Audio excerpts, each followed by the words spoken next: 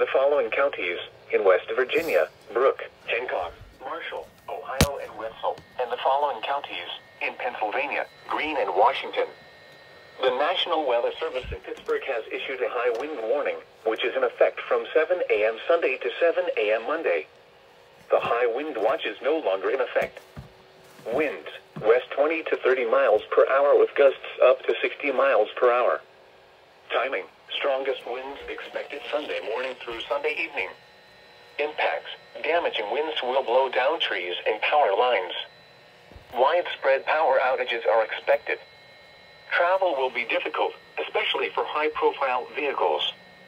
A high wind warning means a hazardous high wind event is expected or occurring.